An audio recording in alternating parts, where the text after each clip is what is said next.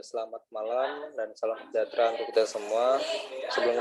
Sebelumnya saya ingin mengucapkan terima kasih kepada rekan-rekan yang sudah berpartisipasi dalam proyek bisnis trip shop ini, terutama untuk mata kuliah kewirausahaan.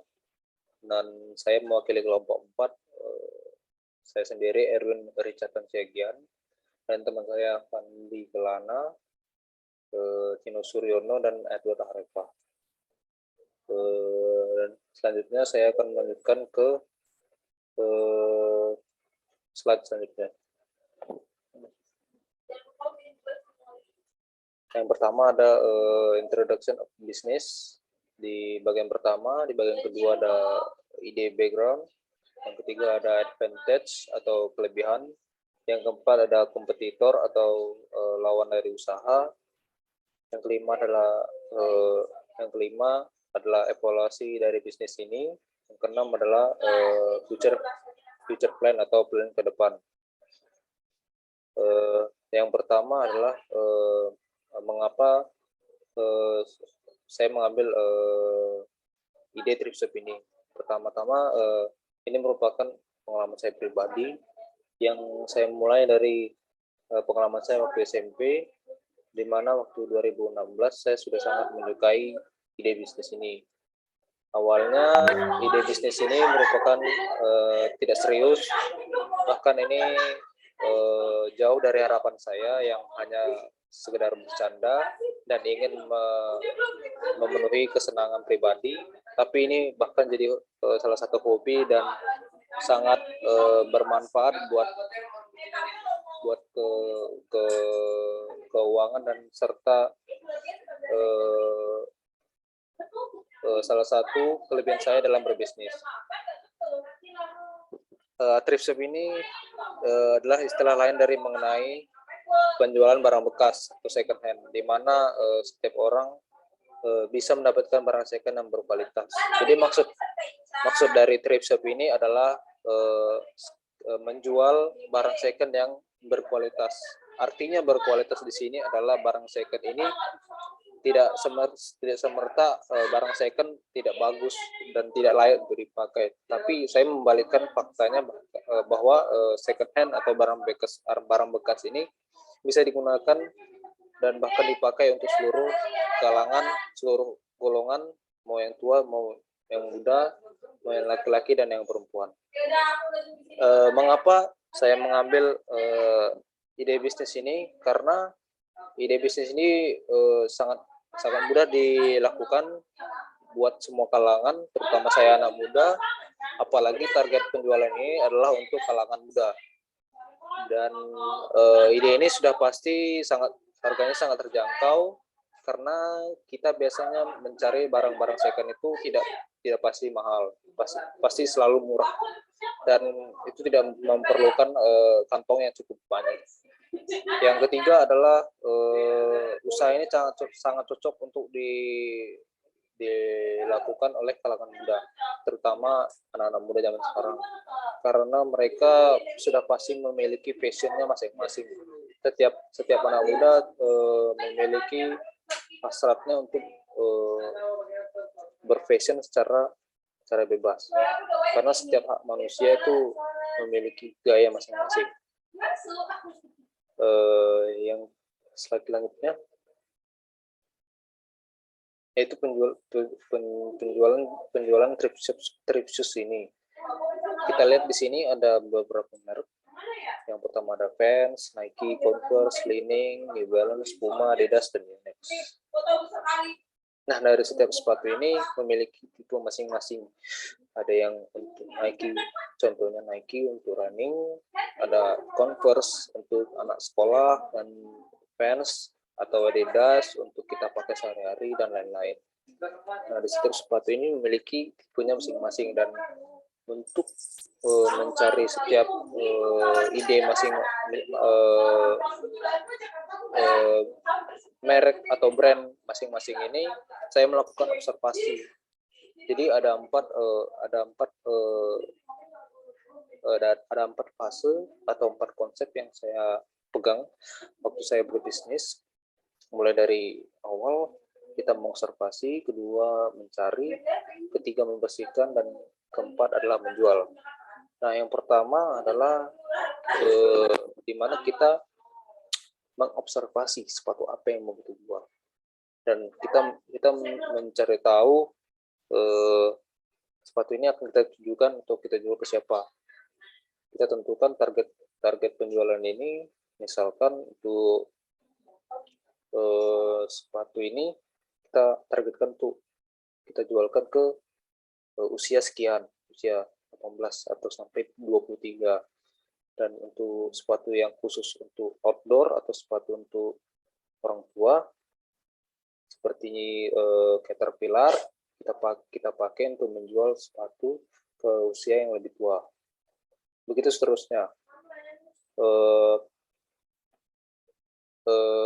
Setiap sepatu ini target penjualnya hampir berbeda, tapi pada dasarnya konsepnya sama. Yang pertama, mulai dari fans. Fans ini sangat diminati banyak usia-usia muda seperti saya, kalangan muda. Tertutup sebenarnya untuk orang tua, tapi beberapa banyak yang menyukai merek fans ini sebagai gaya hidup atau untuk sepatu sehari-hari. Dan Nike biasanya kita melihat ada di bagian sepak bola, ada yang untuk basket, ada yang untuk bahkan kita untuk running. Yang ketiga itu ada Converse untuk anak sekolah, ya biasa kita lihat. Yang keempat ada Li-Ning yang biasa kita lihat untuk orang bermain badminton, begitu pun Yonex, Adidas, dan Puma, dan juga New Balance. Sebenarnya semua merek ini sebenarnya hampir sama. Pada dasarnya adalah sepatu kita pakai untuk melindungi kaki. Jadi di setiap merek ini hanya berbeda dari merek, dan juga pada penjualannya targetnya ke target siapa. Sebenarnya itu aja yang membedakan dari setiap merek yang ada di sini. Lalu menurut dari semua merek yang ada di sini, segmentasi pasar itu adalah maksud saya itu pasarnya itu adalah mencakupi semua.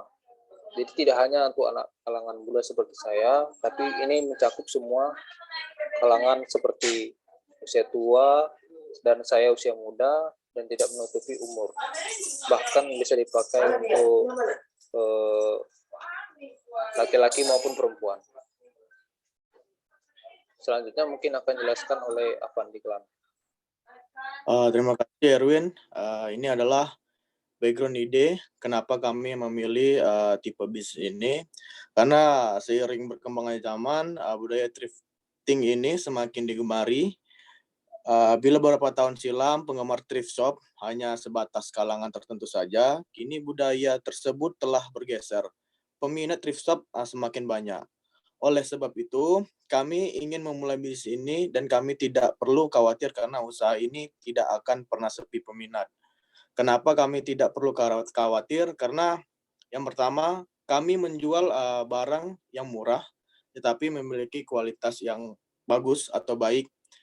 Karena hal itu, peminat akan tertarik karena ada dua hal tersebut, murah dan bahannya kualitas. Kami yakin kami tidak perlu khawatir untuk peminat karena kami telah memegang dua hal yang sangat penting, yaitu murah dan berkualitas.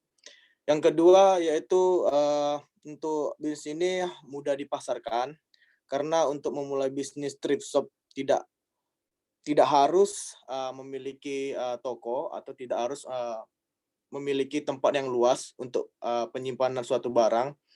Karena untuk tipe bisnis ini kita hanya memerlukan tipe tempat yang mungkin lebih ramah atau lebih murah atau tidak perlu besar-besar. Cukup di rumah aja sudah cukup atau di dapur untuk taruh barang tersebut.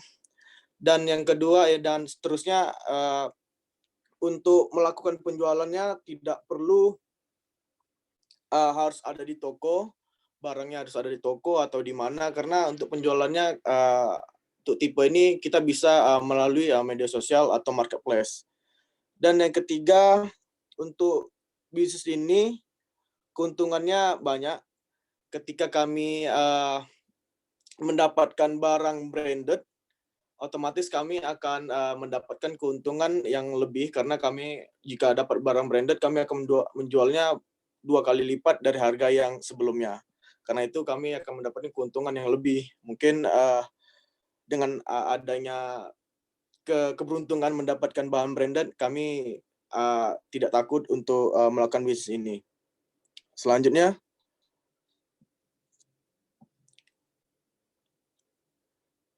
dan ini adalah kelebihan dari bisnis ini. Yang pertama, yang sudah saya sebutkan tadi, banyak peminat. Karena untuk penjualan thrift shop ini banyak diminati kaum muda. Karena apa? Ya karena harga yang murah tetapi memiliki kualitas yang bagus. Dan yang kedua, tidak perlu membuka toko. Untuk usaha thrift shop ini tidak memerlukan tempat yang luas. Yang sudah saya bilang tadi, kita harus hanya memerlukan rumah atau dapur sudah cukup untuk menyimpan barang-barang kita. Dan yang ketiga, harganya murah, itu sudah pasti karena untuk tipe bisnis ini yang ditonjolkan ada 2 hal, yaitu harga yang murah tetapi memiliki kualitas yang bagus. Dan yang keempat itu tidak perlu modal besar, ya karena di poin 2 tadi sudah menjelaskan tidak perlu membuka toko, otomatis kita tidak perlu mengeluarkan biaya yang lebih besar. Dan untuk memulai bisnis ini kita hanya memerlukan biaya sekitar dari 500 sampai 800.000 saja untuk memulainya. Itu saya pikir sudah untuk memulai bisnis itu udah sangat-sangat murah ya. Dan mungkin itu aja untuk kelebihannya, selanjutnya akan dijelaskan oleh Pak Tino. Terima kasih Mas Afandi. Seperti pada umumnya, setiap bisnis pasti ada kompetitor atau pesaing. Dan untuk bisnis thrift shop ini sendiri ada 3 persaingan besar yang kami kelompokkan. Yang pertama yaitu toko retail, di mana sesuai dengan namanya, toko retail pasti akan menjadi rujukan dari banyak pembeli, di mana toko-toko ini terjangkau baik secara lokasi maupun barang-barang yang lebih lengkap. Untuk kompetitor yang kedua yaitu dengan melihat peluang yang semakin besar dan keuntungan yang cukup menjanjikan, otomatis akan melahirkan toko-toko thrift shop lainnya. Sehingga untuk zaman sekarang yang cenderung online, maka toko-toko thrift shop akan semakin menjamur juga. Kompetitor yang ketiga yaitu pre-loved, ini berkaitan dengan rata-rata penghobi atau orang yang berburu barang untuk dimiliki, bukan untuk digunakan. Nah, ini salah satu kompetitor juga karena kita harus berlomba-lomba dengan mereka untuk mendapatkan barang yang akan kita dapatkan.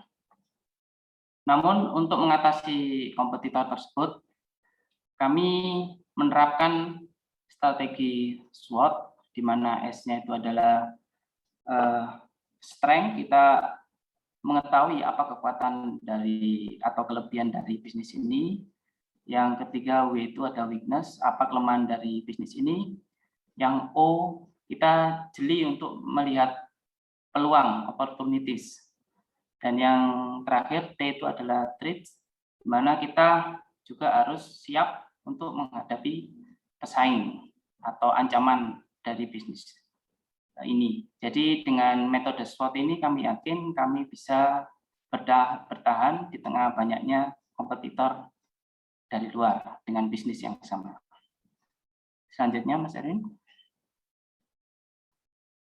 Berikut evaluasi dari laporan penjualan yang ada dilakukan pada tahun 2020. Dari data yang terkumpul, total penjualan yaitu sebanyak 1.360 buah, di mana merek Nike dengan unit yang terbanyak terjual yaitu 720 dan disusul dengan Vans 360. Dari data ini terlihat jelas bahwa untuk segmen olahraga masih didominasi oleh merek-merek besar yang sangat familiar di tengah-tengah masyarakat khususnya anak muda, yaitu Nike. Dan untuk produk-produk yang digunakan untuk keseharian masih didominasi oleh Vans yang cukup familiar juga di kalangan anak muda. Untuk selanjutnya akan dijelaskan oleh rekan kami yaitu Saudara Edward. Baik, terima kasih Pak Tino. Untuk rencana ke depannya, kami mempunyai beberapa rencana. Ada 6 rencana. Yang rencana pertama, melakukan penitipan penjualan sepatu ke toko-toko lain. Yang kedua, memperluas supplier barang. Yang ketiga, menyewa kalangan artis sosial media untuk melakukan endorsement atau pengiklanan. Yang keempat, melakukan analisis penjualan atau mendata penjualan brand-brand mana saja yang terbanyak dijual. Yang kelima, memperluas platform media penjualan untuk mengenalkan kepada pengikut media sosial bahwa kita mempunyai barang-barang branded seperti Nike, Adidas, dan lain-lain. Yang keenam, fokus melakukan pencairan barang yang memiliki kualitas yang lebih bagus. Maksudnya kita selalu mengevaluasi dan menjual barang-barang lebih berkualitas daripada sebelumnya. Next. Oke, terima kasih. Hanya itu saja yang dapat kami presentasikan pada malam hari ini. Mohon maaf jika ada kekurangan atau kesalahan kata. Terima kasih. Selamat malam.